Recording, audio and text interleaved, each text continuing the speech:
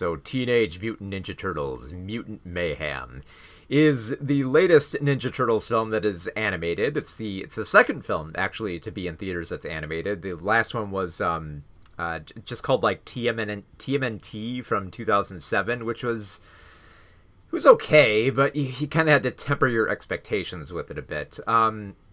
But Mutant Mayhem, after having endured, like the live action CGI Ninja Turtles we've had the past couple of years, having this animated version that is kind of like in like this kind of like, I don't quite want to say like new wave of CGI, but CGI that wants to incorporate more 2D elements in here. Like they do have like a very big like graffiti style, and they have like a sketchy kind of like a doodle notebook kind of effects that they got going here.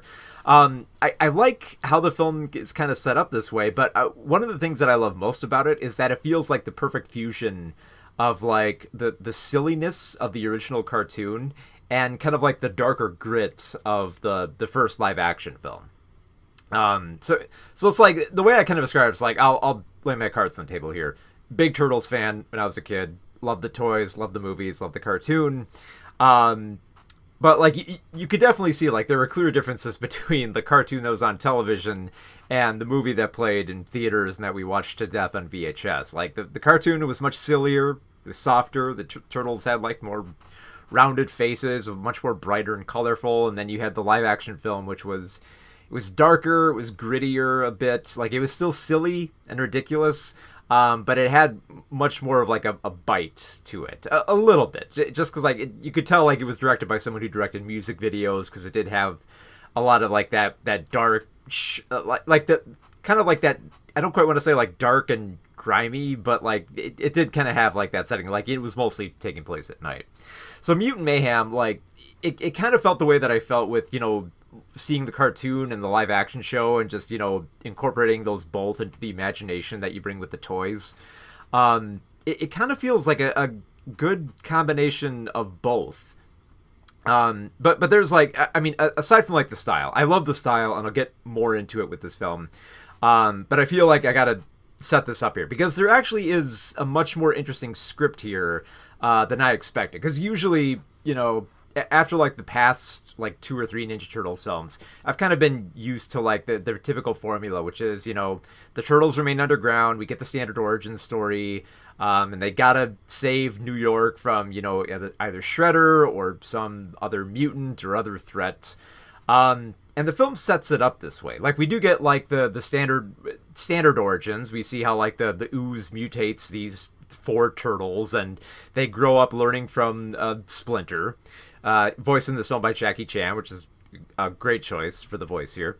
But a lot of people will talk about this immediately. But like the one thing that sets this film apart is that they really do harp on the teenage aspect of Teenage Mutant Ninja Turtles, because these 4 characters, Leonardo, Michelangelo, Donatello, and Raphael, they feel like teenagers. They like both in like how they talk, like their mannerisms, and their ultimate goal in the film.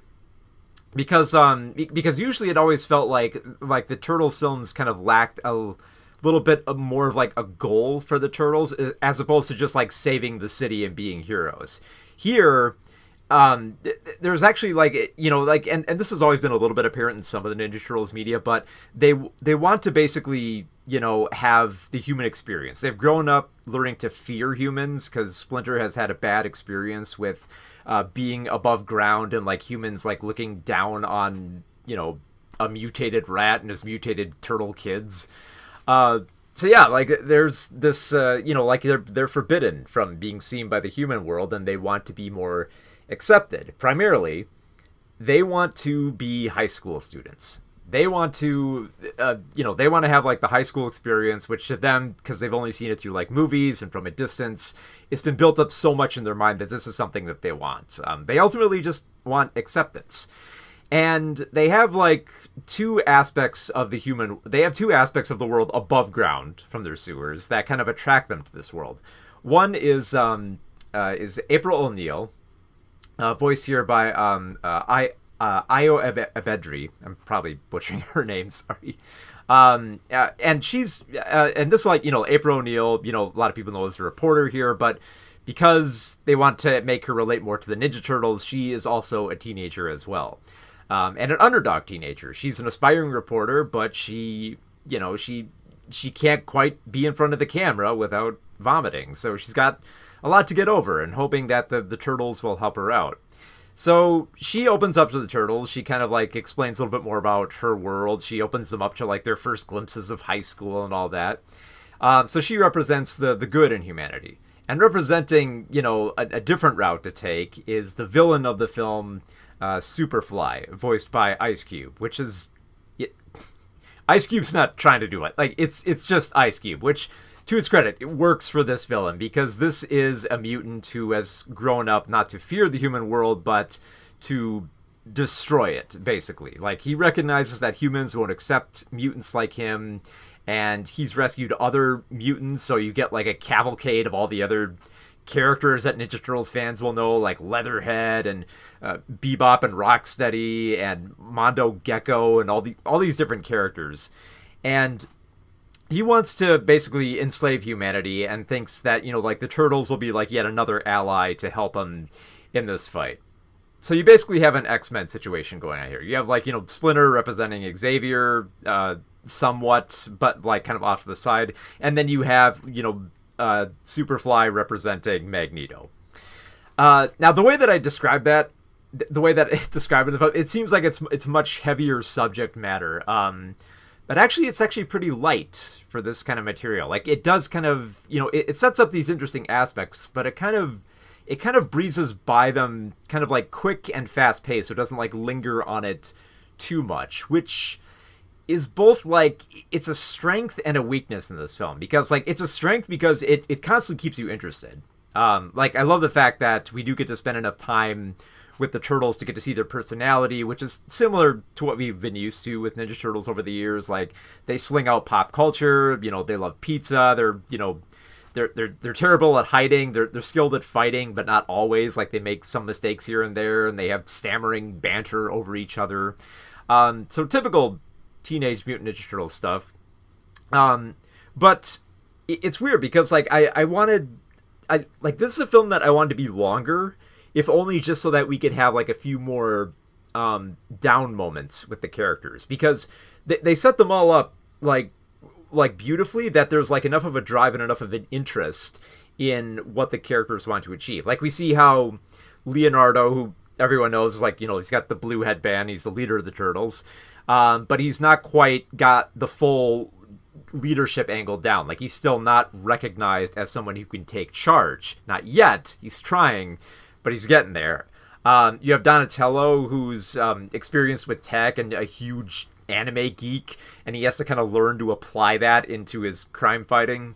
You have Michelangelo, who's, wants to be like an improv comedian, wants to try out his acting chops, and has to find a way also to work that into the climax as well. And of course, Raphael doesn't need much retooling. He's the brash one who has anger issues, so of course he's going to be violent and use that in his crime fighting. So and it's like he has like the smallest hill to get over, because it's just got to find a way to channel that anger into making it work with his fighting style. So like there's enough of a drive there where you want to see what these characters can do, but we don't get to spend that much time with them, and I feel like that hinders the film, because like you can feel like the problems of making Ninja Turtles into an animated film is that we don't have a lot of down moments, because it has to be fast paced, it has to be quick, and it's got to like keep the audience engaged for how expensive the animation is up on the screen. So we don't get a lot of time. We get a little bit of a few moments that are kind of cute and fun here, but not as many moments as I'd like. Because when I think back on like the original 1990s Ninja Turtles movie, my favorite moments from that are not just like the action scenes. My favorite ones that stick out in my mind are like the smaller, quieter moments, like the scene where like Raphael is kind of like confessing to Splinter how he's conflicted. The scene where like Donatello and Casey Jones are working on a car and they're trading alphabetical insults with each other. The way that Michelangelo is watching television and getting like pissed off at old cartoons and waiting for like the pizza guy and say like, pizza dude's got 5 minutes, like little scenes like that. Just like it's weird because like I look at the original Ninja Turtles film as a hangout movie, and Mutant Mayhem has aspects of that, but you want more of that. You're just like, no, I want to hang out with them before they have to jump right into like the next action scene. Because like, especially like, it feels like they get lost in the shuffle, because by the time you get to the third act, all those like mutant characters I mentioned, like Superfly, Bebop, Rocksteady, Mondo Gecko, and Wingnut, and all these other characters, they just fight for the screen at that point. And at that point, it's like, there's not going to be a whole lot of moments to appreciate the other characters, especially when all these other mutant characters, they're voiced by a ton of different actors here. Like, I'm sure people have seen this with like the trailer. They show you like this huge list of voice actors that they've got for it, and they're all playing these mutant characters. Like, well, you've got like Seth Rogen, you've got John Cena, who is Natasha Demetrius, who I think I'm saying it right. She plays like she's on What We Do in the Shadows. Who else? Post Malone. You have Paul Rudd as Mondo Gecko, and you don't get to spend a lot of time with them. They have some funny lines, and I like their performances, but you don't get to spend as much time with them, and you feel like all of them are just fighting for the screen. I also forgot a few more. I forgot Hannibal Buress and Rose Byrne in these roles.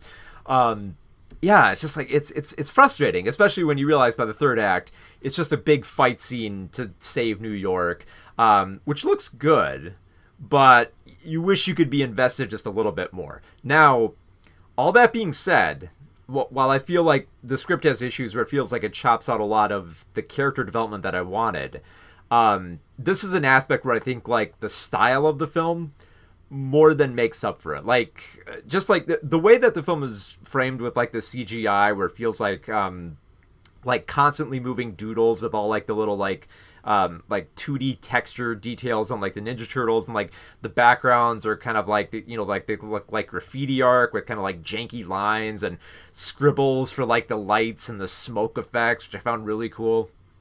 It's just a treat to look at. You will get like, okay, here, like they do throw the fans a little bit of a bone. Like if you were hoping that, the ninja rap would be in there, there's a like 2 or 3 second quick little cameo they throw in there really quick, but just like really quick. Because you can tell like the film wants to establish its own tone and not just be, nostalgia for the sake of nostalgia. Like, like you want this Ninja Turtles to work for a younger crowd, and the younger crowd is not going to have all this foreknowledge of like these different mutants and the ninja rap and like the history of like TCRI and all that. Like kids are not going to know that, so you've got to make this work for the younger crowd, and thankfully it does with a great, like I said, with the animation style. It feels all its own. It doesn't feel like it's replicating all the other Ninja Turtle animations that have come before it, including television. Like the cartoons that have been on television have done a great job having like a distinct style that sets apart from every one of them. Like there's a CGI Nickelodeon Ninja Turtles, and then there's a somewhat like 2D Ninja Turtles that looks far different. So this kind of feels like an interesting kind of mesh of the two, a little bit. Just like I said, it's got that graffiti style that kind of becomes all its own. And I actually went back and listened to the soundtrack a few times after I got out of the film, just because it's that good, and I'm probably gonna listen to it a whole bunch more, just because like it's hard to describe just like what makes it so cool. But I love the aspect of how like I'll say this: if you look at the soundtrack, just look at what the tracks are named, because it's not the tracks that you would expect for a kids film. And I kind of want to stress that, because like it doesn't feel like Trent Reznor and Atticus Ross were making music for a kids film. It felt like they were trying to make, this really, badass Ninja Turtles score, and it actually works.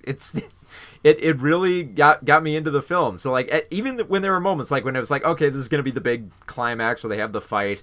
The animation looks great. The soundtrack is kicking ass. And the thematic elements are still there. Like thankfully, they don't get lost in the shuffle. By the end, it's like the characters still have concrete goals, and by the end, they achieve them well. And you spend like just enough time with the characters where you're kind of pulling for them. So it got to this point in the film where I'm not like, oh, this is the best Ninja Turtles film ever, but I'm just kind of like, okay, you know what, this is working. Hey, as a theatrical animated Ninja Turtles film, compared to the last one we got, this is actually really good. This is like, it doesn't feel like I'm just kind of tempering my expectations here. It feels like they know what they're doing here. They get a good vibe going. They find just the right amount of humor to evoke from it. Like, I love how there's like a running joke about the turtles and nipples. And I also love the fact that they're not afraid to go a little bit grotesque with this film. Not just with like the animation, like they frame Baxter Stockman in kind of like this kind of like blocky, grimy underground lab, which I love the way that it looks, but it feels very fitting for like for a Nickelodeon film. Because like like Nickelodeon films always have like that ident where they have like the orange splat, and this time to fit Ninja Turtles they gave it the green splat, which it feels it feels like it's like that's fitting. How like Nickelodeon used to do the slime on everything, so it kind of feels like a match made in heaven. So of course there's going to be like some gross out humor. In fact, there's one character, I believe it's called Scumbug, who just vomits green all over the place. And April O'Neil also has a bit where she just vomits a lot. So I love the fact that it's embracing this gross humor of the 90s, but can still have this kind of modern vernacular where like I feel like it might resonate with young kids. Like I can't speak for sure that it'll nail down the tone, because that's up to the kids. It's up to them how they view the film. But for me, at least, what matters most to me is that they capture the spirit of Ninja Turtles, but still try to find their own voice with it. And they do that here. Like, they make these Ninja Turtles unique, beyond just their designs. Like, I should bring that up, though. But, like, the design here is so good because you don't have to color coordinate the turtles or, make, like, their shells, like, a different size or something like that. They actually give them distinct features that allow you to tell them apart. Like, I love the fact that Donatello has, like, glasses, and he has, like, I think he has, like, noise-canceling headphones with him. And you have, like, Raphael's a little bit bulkier. Michelangelo's, like, a little bit lankier because he's, a little bit more of, like, a, active actor, I guess. But yeah, like, there's enough to tell them apart here where it doesn't, like I said, you don't have to feel like you're constantly trying to temper your expectations and piece everything together here.